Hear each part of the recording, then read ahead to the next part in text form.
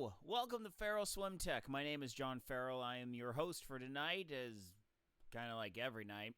But all right, so I wanted to record a special episode tonight to discuss and go in depth into an issue and a topic that came up on the Lionel Sanders Racing Discord server. Shout out to all you guys on the Lionel Sanders Discord. I see you. So this is a question that I get asked a lot. If I pull harder, will I go faster? No. So that's the big question we're going to tackle tonight, because of a lot of reasons that I could literally pull out my fluid dynamics textbooks from my civil engineering courses in college. There is a lot that goes into this idea of, if I push the water harder, will it make me go faster? Okay. Two major items of fluid dynamics you're going to need to understand, and I'm going to make this very simple for you. There are two types of fluid flow. You have your fluid flowing down a water slide, okay? Nice flat, just kind of going down the water slide. And then you got the water falling down a waterfall. Okay, water flying down a waterfall. It's kind of bubbly, gurgly. You know, it doesn't really have form or substance. It just kind of, it kind of does that stuff. Those are your two basic types of flows: laminar flow, turbulent flow. Okay, now this has a ton to do with swimming, and I'm not going to bore you with all of the equations and all the crap behind it. Trust me, there will be no math. However, you need to understand these two concepts: turbulent flow, laminar flow. Laminar is smooth, turbulent is gurgly burgly. All right? Laminar is what you get when you pour out a pitcher of water nice and easy. Turbulent is when you turn your bathtub on, it just goes all over everything. Okay? Those are your two types of flow. Now, in swimming, our pull is like unto this concept of turbulent and laminar. Nice smooth pulling or frothy sprint pulling. Okay, now that's basically the big breakdown here, where you either have your nice smooth distance pulling or your short choppy sprint pulling. All right, those are your two major categories: your smooth pull and your thrashy pull. Okay? Now, there is a comparison that we can kind of make to cycling here, where we can be, because the biggest misconception I think people have is, if my arms move faster, I'm going to move faster. Now, I can honestly say for myself that is true until a certain point. Because of I would say my biggest breakout race happened when I was in the 8th grade. When I was in the 8th grade, up until that point, I started swimming in the 3rd grade. So, kind of off and on, I didn't really settle into swimming as my sport until about the 6th grade. So, from the 6th grade until the 8th grade, I went to work out 2-ish hours a day, hour and a half to 2 hours, just one workout a day, no weights, no special diet, no nothing like that. I'm just a middle school kid on a swim team to get some exercise, and yeah. So for 3 years, I was absolutely mediocre, even though I was just swimming every day. And then I went to a swim meet in Barstow, California, in a pool that is now torn down. Oddly enough, the two pools where I had the biggest breakthrough swims of my life, both of them are now torn down. It's really sad. It is not cool. I'm not a fan of it. But anyway, this one pool in Barstow, it was a kind of a last-ditch, what's called AA max. Now, in swimming, we had time categories. It was started with C, rank C, B, A, AA, AAA, Q. So I was an A, maybe a double A swimmer. And realistically, that's okay. Like, that's probably, I mean, if you want to make a comparison to a current triathlon pace, it's probably about a 145 pace. I mean, that's about what that A was. It was about a 140 to 145 pace per 100. So it wasn't amazing, but you weren't at the bottom of the ranks. So I went to this one swim meet, and I was swimming the 100 backstroke, and I remember I flipped turned at the 50. I caught the kid out of my periph right next to me, and I said, this kid's not going to beat me. And then I just flung my arms back as fast as I could. I just said, I'm going to move my arms as fast as I can and see what happens. What wound up happening was I wound up beating the kid next to me, and I went from a 106 to I went from a 108 to a 104. I dropped at least 4 seconds on a 100 backstroke. It was insane. It was crazy. And I was out of my gourd because I actually got a junior Olympic time. And that was huge for me. And that was all because I just simply moved my arms faster. Now, remember, this is only 100. This was 4 lengths of a pool backstroke. That was it. So I went from a 108 to a 104. Okay? So then, after that, I went to Junior Olympics. Junior Olympics was only like 3 weeks after that. It was like the last meet you possibly could qualify for Junior Olympics. So I went to Junior Olympics 3 weeks later. I went from a 102 to a 100. Within a month, I dropped 8 seconds in the 100 backstroke, all because I simply moved my arms faster. Now, before you start saying, but Farrell, you're now telling us you have to move your arms faster. That's for a 100 backstroke. That is not a 500 freestyle. That is not a 1,000 freestyle. That is not a 2,000 or a 4,000 freestyle. That is a 100 raced once. So that's what we call sprinting, okay? That's how you get faster at sprinting. And that is the number one problem that I have with most high school sprinters, is that they don't know how to get their turnover rate up. Now, if you are going for a max 100 split, if you want to just see how fast you can go for 100, that's going to be one of your tickets to going faster, is simply making your arms and your legs move faster. Now, we're going to put all that aside because that is sprint territory. We don't want to talk about sprint territory now. We want to talk about distance. We want to talk how to bring down our times on distance by using our arms more efficiently. Okay? That's the key term here, is efficiency. It's not strength. It's not speed. It's combining the two, utilizing the least amount of energy. That is the name of the game for distance, all right? We want to output the most power while reducing the amount of effort we are placing on our system. Now, a lot of times people complain, they note and they pine for, oh, why can't I just swim like that person? They just glide on the water, and I can't glide on the water. Oh, woe is me. Okay. This has come from a lot of time of tweaking and adjusting the entirety of the swim. Not just the stroke rate, not just the kick rate. The both of the two have to combine together. There is a intricate ratio that I don't know. I have no numbers behind this, but there is a relationship between the speed of your arms and the amount of pressure that you put on your arms as you pull. Now, the biggest factor of this that isn't talked about a lot is that your legs actually do play a factor in this. And this is something that, in order to get the speed, you got to have some legs. You got to have some legs. You got to have some legs that are actually working for you.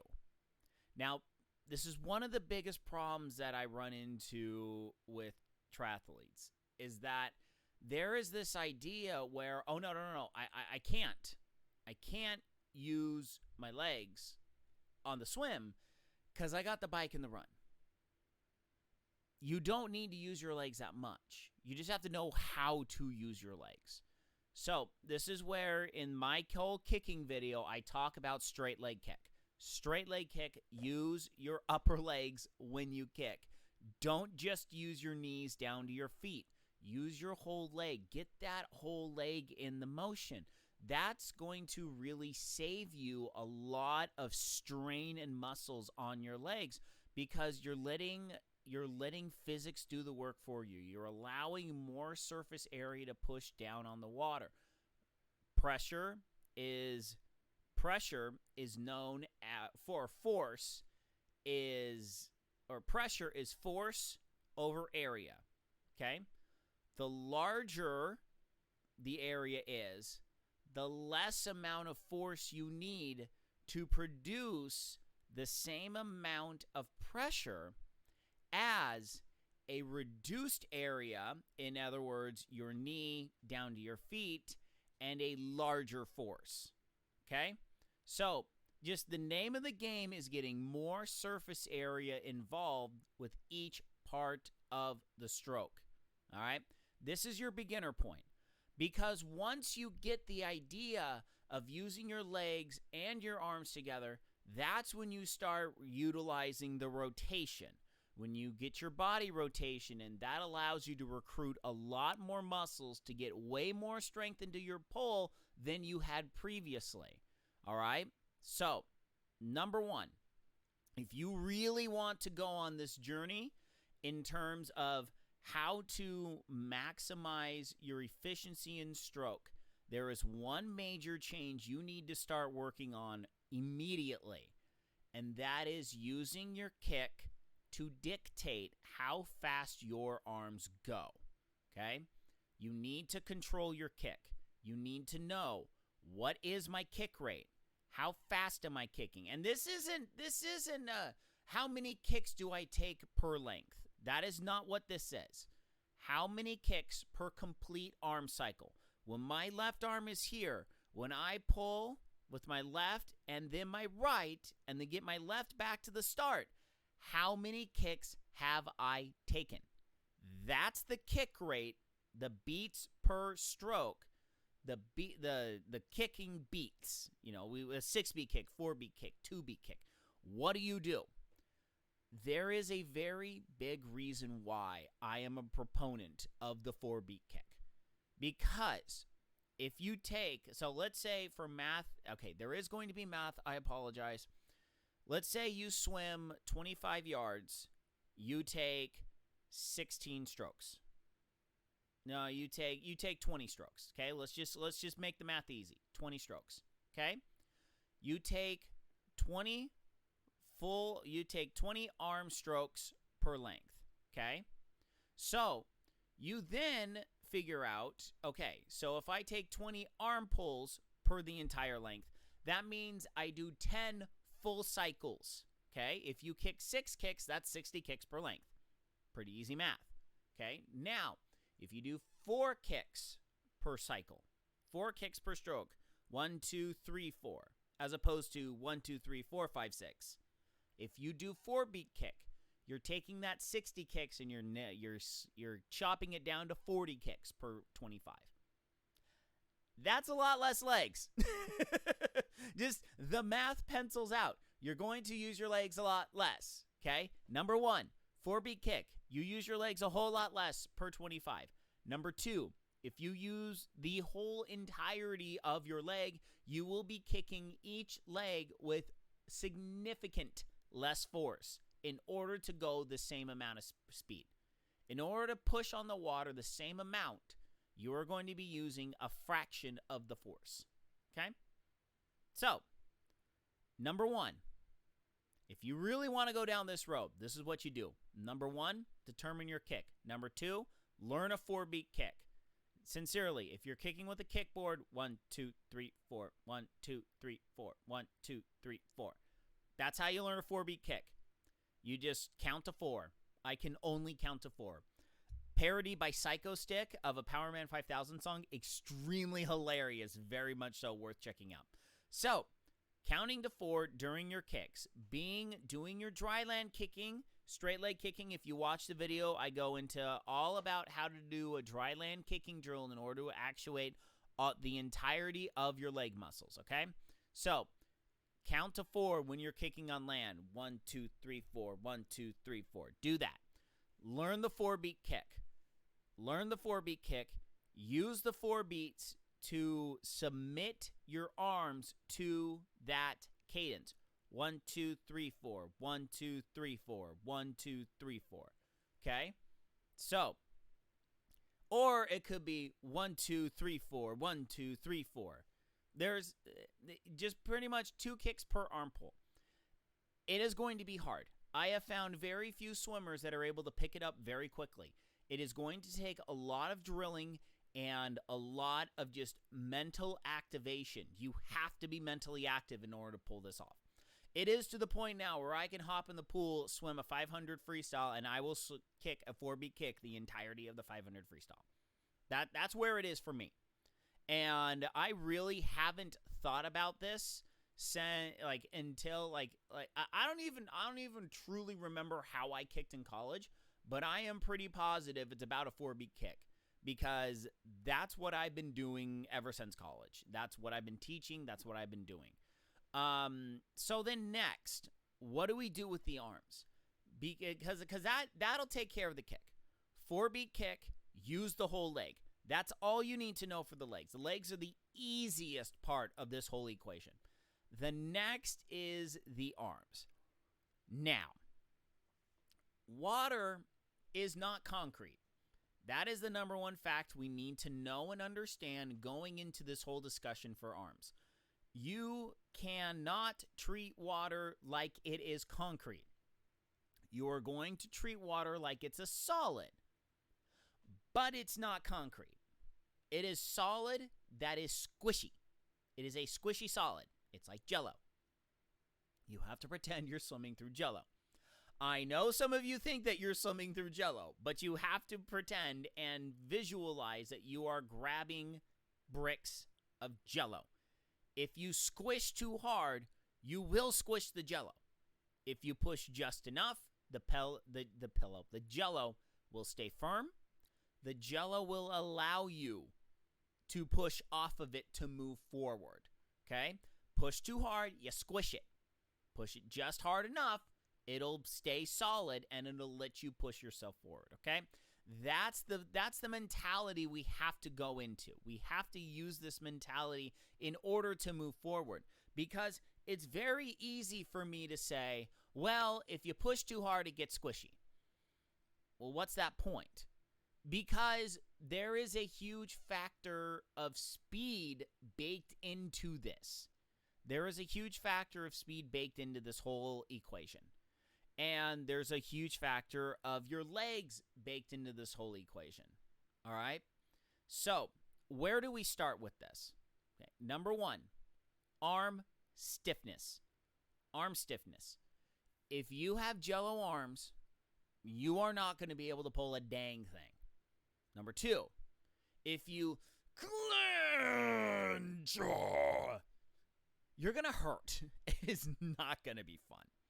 So, you need to learn how to make your arms firm, yet don't go overbearing. Quite frankly, if your arms really just hurt, you're probably squeezing too hard. Now, there's a difference between soreness and hurt. Now, I can honestly say for myself, I remember the first time I swam the mile.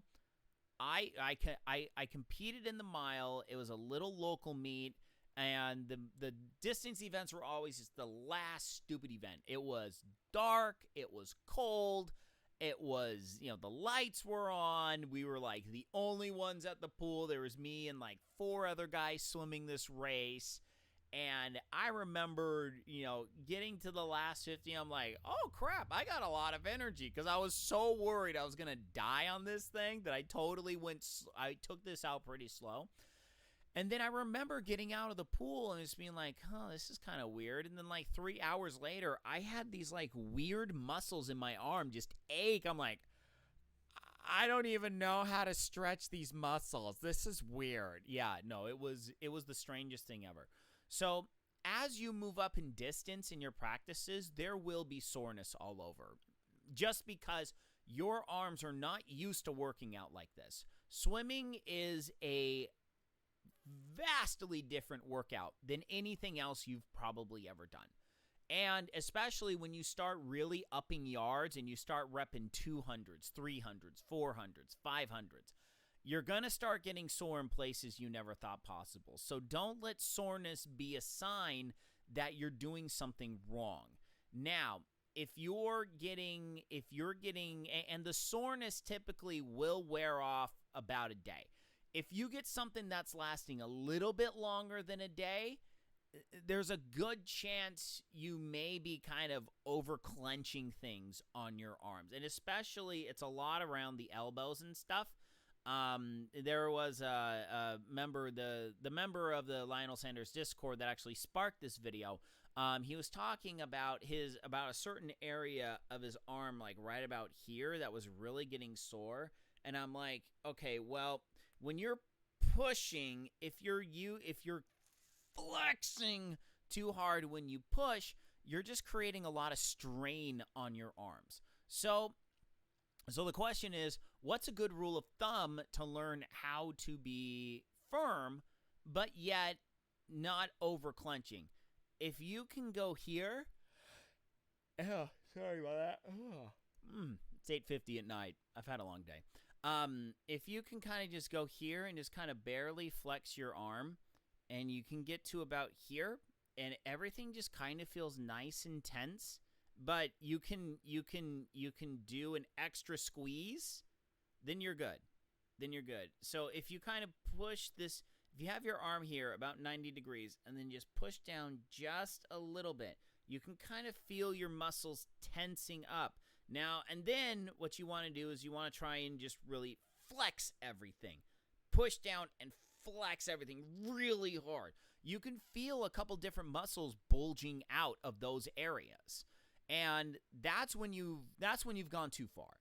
When you can push down with kind of a nice even flex on the entire arm, or if you kind of feel like, you're kind of like you just kind of get that that's when you're going too hard.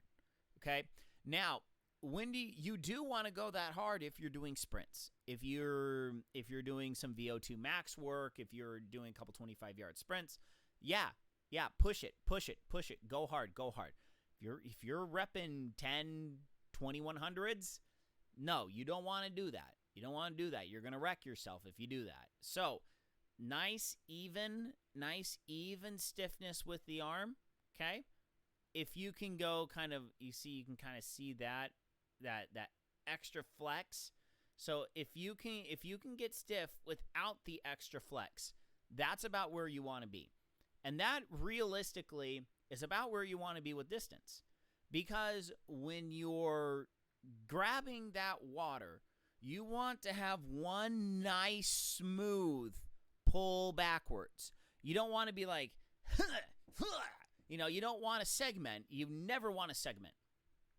When you start that pull, you want that whole pull to be one long continuous pull. You never want to segment.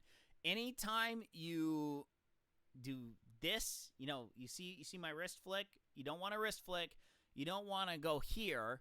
You don't want to let your hand slip here in order to push that water back, because every time you let that hand slip, there's some time that's going to take at least a couple inches in order to re-engage the water. So even when you think you're like, I'm muscling through, I'm really going to, you see, my hand slips and, you're going to push that out the back. You've missed all of this pull in order to get that, okay? instead of grabbing the water and continuously pushing it backwards. Grab that water, push it backwards. And a continuous stiffness of the arms. Hold up. Sorry about that. It actually is a little warm in my garage. Yeah, we actually had some good rain today, which is really, really good thing.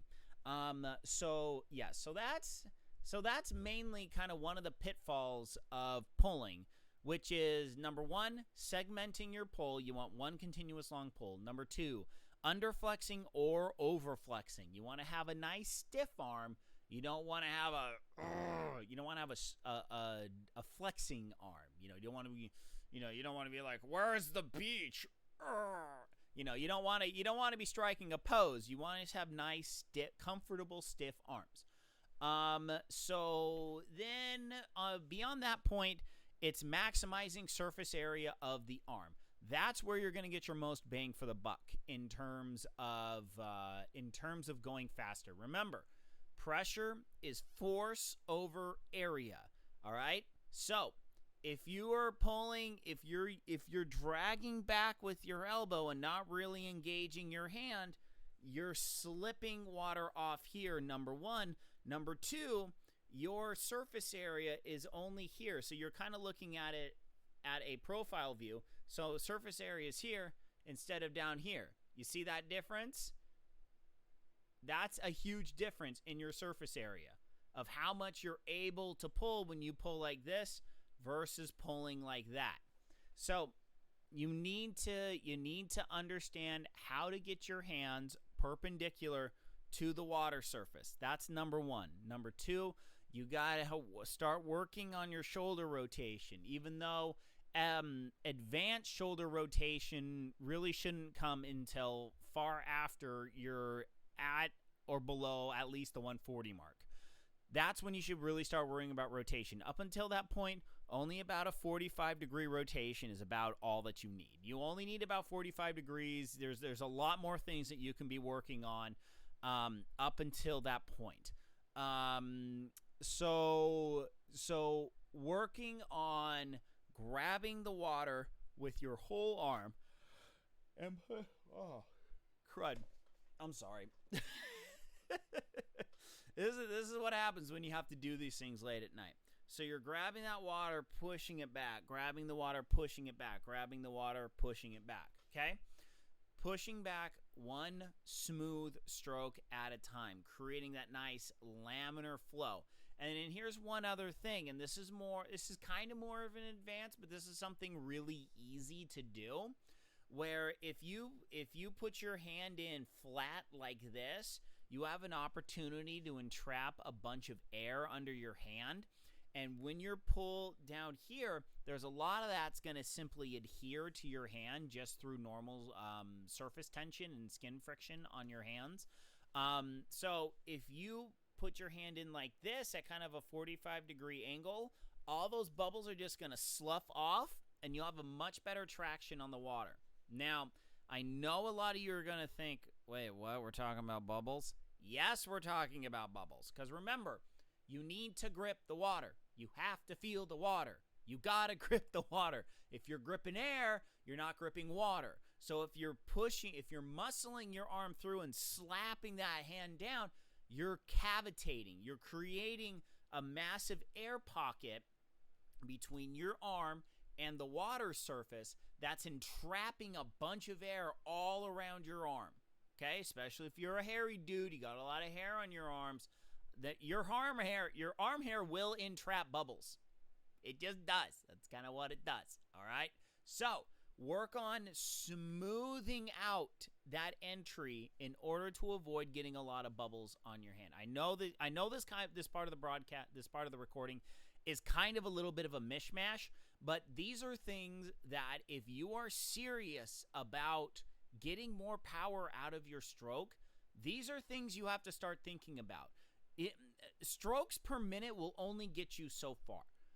You have to understand how to grab that water better. It is still my absolute idea and theory that if you regularly train for triathlon, if you are regular, you're 4 or 5 days a week, at least. You run, you bike.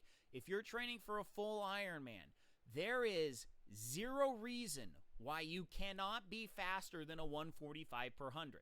There is no reason for it. Cardiovascularly, it's technique. I guarantee you it is your technique that is holding you back. Now, and I understand, these videos are geared towards you. I want to try and explain what I do in a way that actually makes sense to you. Because I've seen other videos. I've seen GTN. I've seen effortless swimming. I've seen a lot of these people do these kinds of videos. My goal is to try and break it down into simple explanations as well as actual actionable items. Because when you start going into, oh, well, you need a 110-degree elbow bend, you need this, you need that, no, that doesn't work. What works is being able to figure out what you're doing on dry land and then translating it into the pool. So, what can you do on dry land to help work on pull technique? How can you work on this fluid pull? Okay? Wax on, wax off. We're going to Tai Chi this puppy. Okay? So the idea is you want to reach your hand up. You want to push down all the way to the ground. And you are going to do that with one arm in one motion. You are going to have a relative amount of stiffness the entire time. Right arm, all the way down. Left arm, all the way down. Right arm, all the way down. Left arm, all the way down. That's all you're working on. Okay? Do about 20 pulls per arm. On standing up. Reaching up. Now here's a common problem with doing this. This is not reaching up. This is reaching up. This is reaching up. If you're a little bit backwards, that's even better. And then you're going to grab that brick, push it down. Reach up, grab the brick, push it down. Reach up, grab the brick, push it down. One fluid motion. One fluid motion. One fluid motion with a kind of a nice stiff arm. Pretend that you have a big old bungee cord that you are pushing down. If you have stretch cords, this is a great time to start using some stretch cords. Very light stretch cords. You don't want to go heavy. Don't go heavy on these ones. These are form. These are not strength building exercises right now. These are form building exercises. You want the lightest stretch cord you possibly can. If you can somehow ceiling mount it, that's going to be way better for you. The only reason why I say ceiling mount it is because when you're trying to go from front to back, you're going to hit your body. When you go from up to down, if you can do that, then you've truly mastered the muscle activation for the stroke. Because, in theory, if you got a camera at the bottom of the pool and you're looking up at me, here's your water surface. I'm looking straight down at you. Okay, technically you shouldn't look straight down at the bottom of the pool, but we're not talking about that right now. And if I reach towards the other side of the pool, I'm reaching up towards the sky from your perspective at the bottom of the pool. So, when you are doing these Tai Chi exercises, reach up, grab a brick, push down. Reach up, grab a brick, push down. Reach up, grab a brick, push down. Reach up, grab a brick, push down. Reach up, grab a brick, push down. 20 reps per arm. Do it. It's going to activate your muscles. It's going to do the right thing. I can sit and swim, obviously I'm in a chair, I got mics around me. So, I could sit and mimic my stroke on dry land without any issues. You need to get to that point. This is how you get better. Because what you're doing is you're learning how to activate the right muscles in an environment where you're not worried about drowning. Have I convinced you yet? This will be huge. And realistically, I would love anyone who is willing to try this out for a week. Do this every day.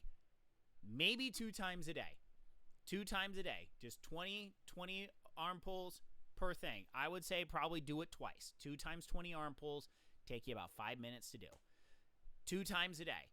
That's activating the muscles. Activating the muscles for a proper pull. We're not going to add in and just reach up. Don't worry about the recovery. Don't worry about a proper stroke recovery. Just worry about the pull. But when you start, one other thing too. When you start, try and get that hand in at 45. Don't just put the hand in flat. Try and get the hand tilted more towards the inside, so when you grab that brick and push down, see the elbow moves out. You want that elbow moving out. That's exactly where you want it. So, 2 times, 20 reps a day, each arm, Tai Chi freestyle pull. Okay? Standing up. If you have a stretch cord, that would be better. Not necessary for this. However, if you have it, it can't hurt. It will help. Okay. So then once you start getting the correct stiffness and pull path, it's then combining both your 4-beat kick plus this pull in the water. So, when you want to move your arms faster, your legs have to move faster. So then what's happening is your arms and your legs are working in conjunction, just like the cogs on the bike. Okay? All right. So we're essentially turning our swim into a bike where the legs and the arms are connected by your torso, which is the chain. Your legs move faster, your arms move faster. Your legs move slower, your arms move slower. And this is all efficiency here.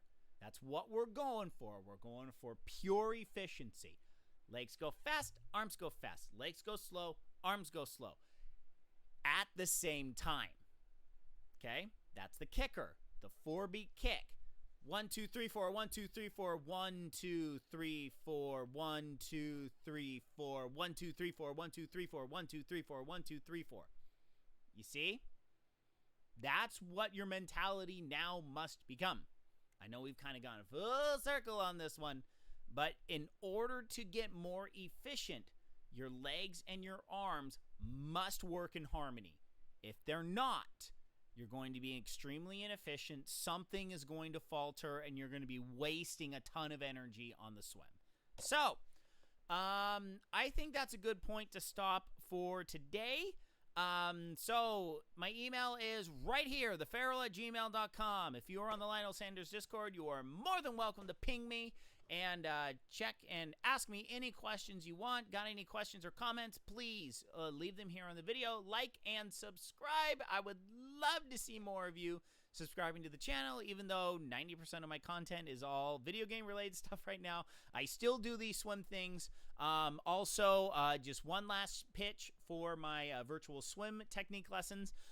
If you are interested, please shoot me an email. I would have you film yourself swimming, and you'll send your video over to me. I'll do a video just like this, and I'll review your stroke for you, give you 3 very important things to start working on. If you live in the Los Angeles County area of California, also Orange County or San Diego County, or even San Bernardino County, Ventura is a little tough for me to get to. If you want to do in-person lessons, we can arrange something. I can figure it out. If you live in any of those counties, I am available for in-person lessons. I would love to see you there. I'd love to work with you, help you get faster in swimming. Remember, this is a free service. If you would like to donate to the cause, shoot me an email, theferal@gmail.com. I will hit you up with all the appropriate links. Any and all donations are now going towards buying myself a power meter for my bike. I want to get a power meter so I can not suck at the bike anymore. I'm very fast at swim, but I still suck at the bike. So anyway, thank you all so much for tuning in. I hope this helps. Please like and subscribe and comment. And until later, my friends, good night, Isaiah Norris. Wherever you are, I'm out of here. Goodbye, everyone. Goodbye.